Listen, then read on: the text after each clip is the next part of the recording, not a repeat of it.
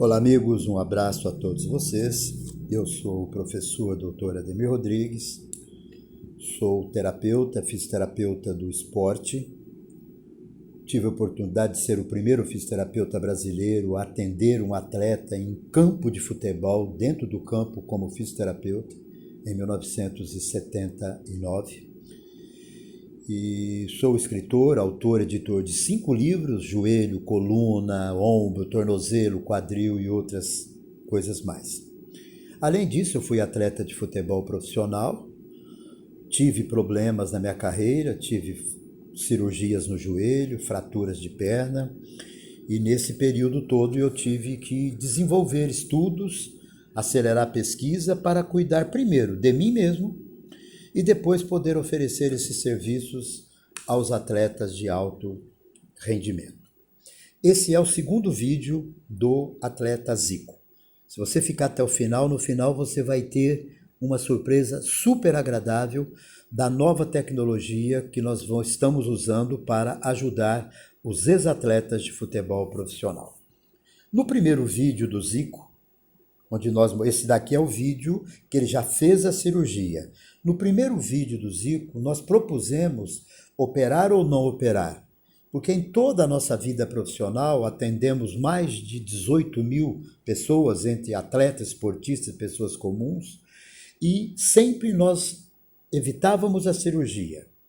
Por quê? Porque a cirurgia, quando você tira uma parte do teu corpo, coloca uma prótese, pode ser inclusive um dente, coloca uma prótese, um metal, há rejeição do sistema imunológico.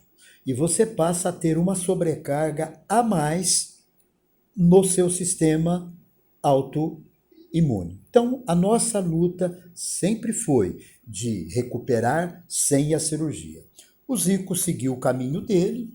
Creio que ele e a equipe dele chegou num ponto em que viu que não conseguiu recuperar sem a cirurgia. Então operou. Então nós vamos falar agora do pós-cirúrgico dele e no final eu vou dar um brinde para você em relação a essa nova tecnologia. O Zico foi um atleta de alta performance em nível nacional e internacional, jogou em vários países. O Zico apresentou antes da cirurgia os desequilíbrios de estrutura da perna dele, havia um desalinhamento do calcanhar até o quadril em cima, e esse desalinhamento foi o fator que sobrecarregou lá em cima o quadril. Uma outra foto, onde você pode ver a perna dele num afastamento, uma abertura lateral. Aqui ele participando do último jogo das estrelas, observa a perna esquerda dele, abaulada, isso chama varismo. A tíbia que sofre aqui, e eu pergunto para você, deveria operar primeiro a tíbia para corrigir o varismo e depois fazer a prótese do quadril? Ou não? Há controvérsias. Aqui, para você entender melhor, um joelho normal à esquerda, um joelho varo, que é o que o Zico apresentava, e um joelho valgo, aquele que joga para dentro. Apenas para curiosidade, o Garrincha tinha um joelho valgo para dentro e um joelho varo aberto para fora. Talvez seja por isso que ele driblava tão facilmente os seus adversários.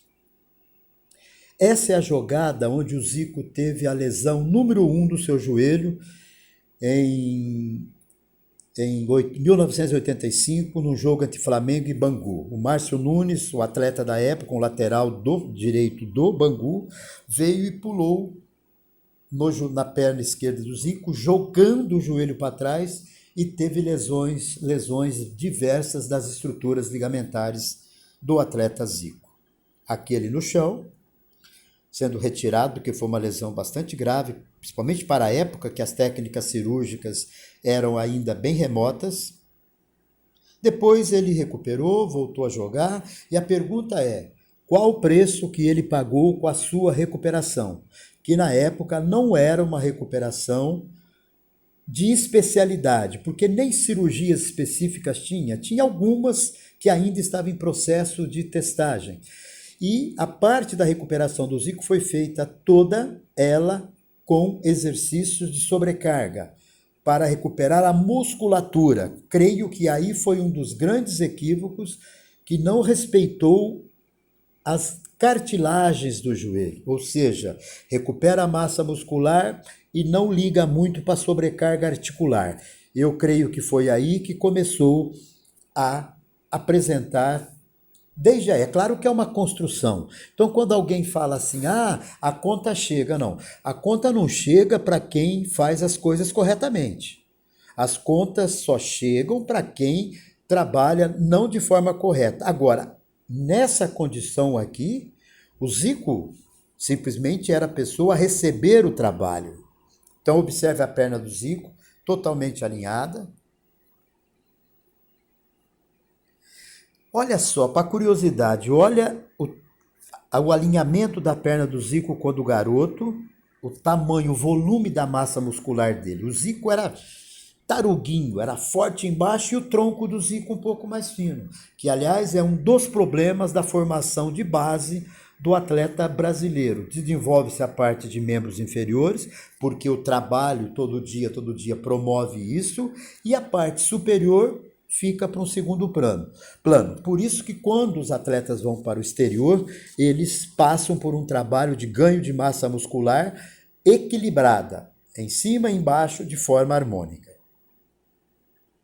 Mais uma vez, olha para onde ele caminhou com essas lesões e o processo dele. É claro que o Zico, depois de um certo tempo, talvez, não fazia um trabalho como deveria ser feito, de contenção, de estabilização, de reequilíbrio.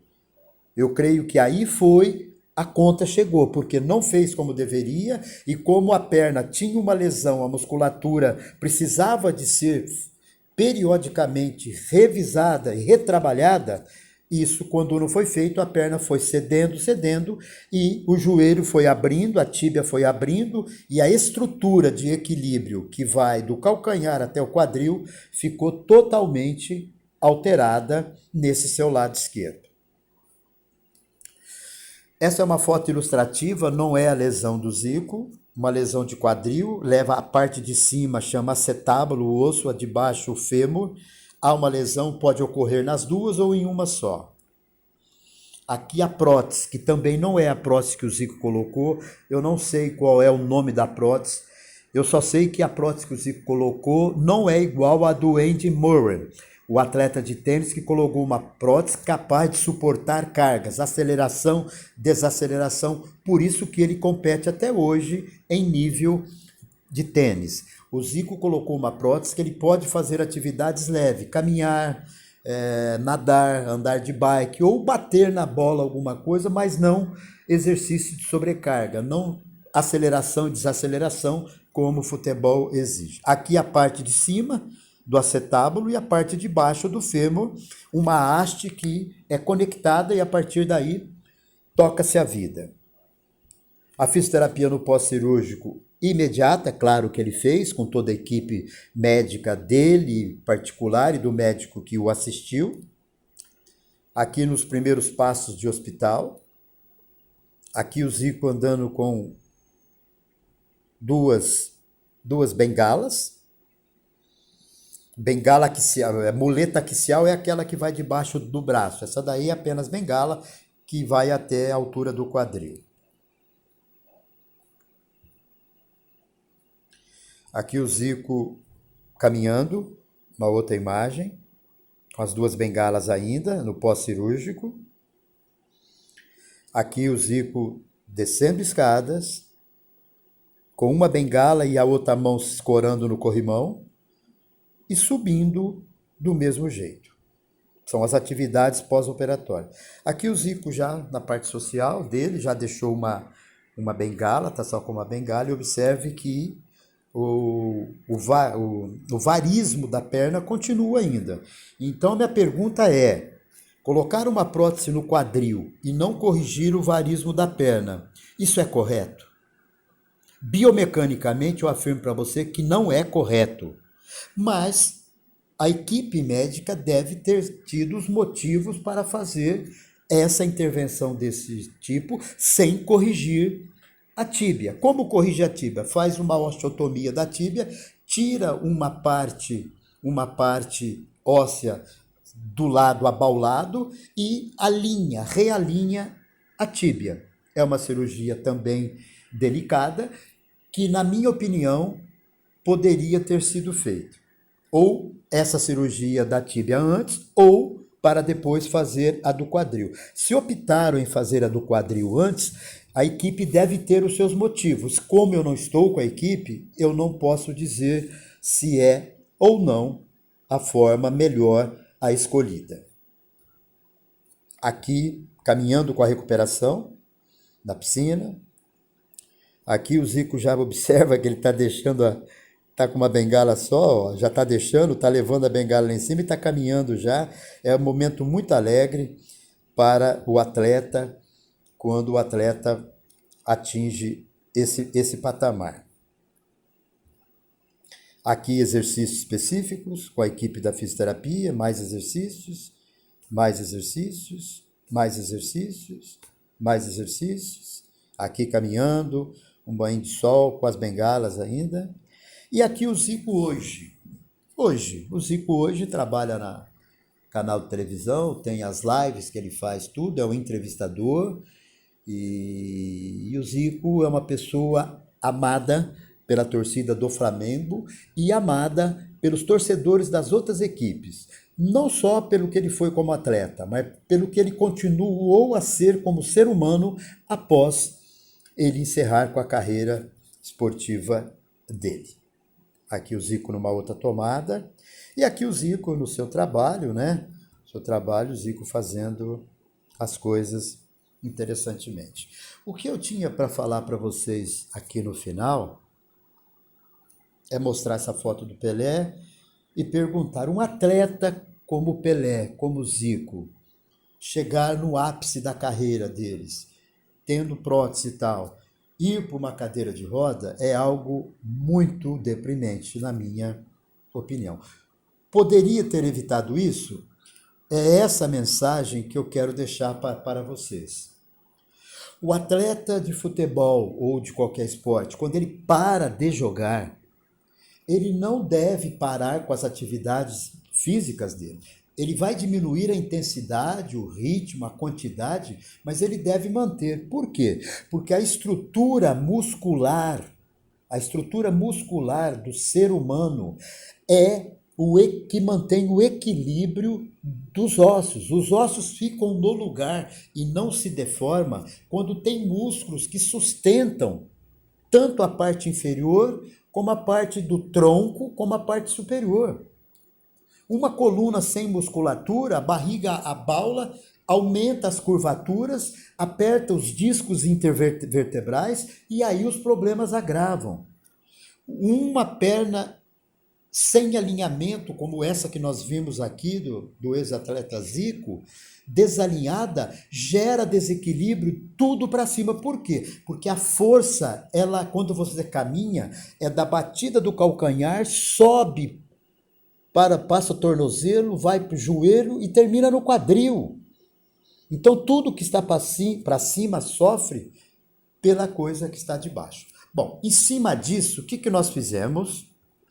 Em cima disso, nós que já atendemos vários atletas de alto rendimento, aqui um dos trabalhos com o atleta Bebeto, e aqui um trabalho onde eu era coordenador de saúde do Esporte Clube Internacional de Porto Alegre, com o professor Carlos Alberto Parreira. Então a nossa experiência é de mais de 30 anos dentro do esporte, principalmente o futebol. Então, o que nós falamos foi que vivemos, experimentamos, erramos algumas vezes, consertamos e seguimos adiante. O que nós criamos? O ponto E. O ponto E é um sistema. Criamos a Uniliar, que é uma universidade livre de excelência e alta performance esportiva.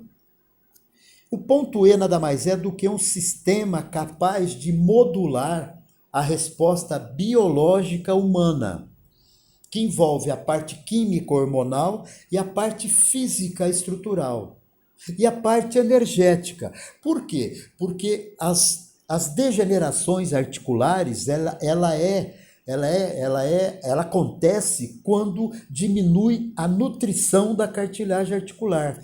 E quem que nutre a cartilagem articular? O fluido sinovial. E de onde vem o fluido sinovial? Do plasma dialisado do sangue. Então, se a qualidade do sangue é boa, o líquido sinovial é bom, a dor pode ser controlada com outras atividades, de exercícios especiais. Então, pesquisando tudo isso, nós criamos um protocolo. Então, o protocolo envolve qual tipo de atividade de controle emocional que essa pessoa, esse ex-atleta, precisa ter para manter um equilíbrio emocional. Segundo, quais são os alimentos que favorecem uma melhor qualidade de sangue, uma melhor qualidade hormonal, uma melhor nutrição da cartilagem articular.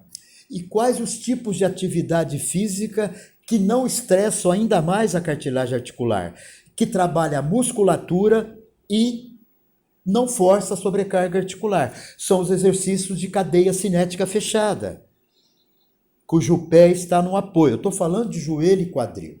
Mas hoje apenas para falar para você que já existe uma forma de você evitar cirurgias, porque a cirurgia é o último caminho.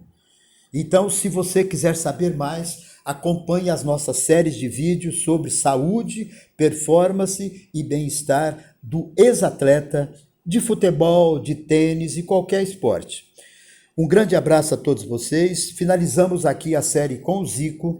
Eu agradeço aos comentários, alguns foram críticos, outros foram contemplativos, mas eu agradeço a todos, porque vocês que participam nos levam a melhorar a cada dia e dizer para você o seguinte: não existe uma pílula, não existe algo sozinho, existe um conjunto de atividades. O corpo não é uma peça única, o corpo é um conjunto de milhares de órgãos que trabalham harmonicamente. É coração que conversa com o pulmão, que conversa com o rim, que conversa com tudo mais. Agora imagine um atleta que todo dia corre, cabeceia, cai, tromba, cabeceia a bola. O que não acontece dentro desses órgãos? Então, tem que ter pessoas para cuidar desses atletas durante a carreira de alta performance dele, na formação dele e principalmente dar um apoio de suporte para uma qualidade de vida após o atleta encerrar a sua carreira esportiva. Um abraço a todos vocês e continue no nosso canal, compartilhe, acione lá o sininho, comente, que em breve vocês terão outros vídeos. O próximo talvez seja sobre o Pelé, sobre o Guga, porque o Guga também parou precocemente, e uma coisa muito importante, que ainda não parou de jogar, mas nós estamos muito preocupados com ele, que é Rodrigo Caio do Flamengo. O que aconteceu com esse atleta? Um abraço, até breve.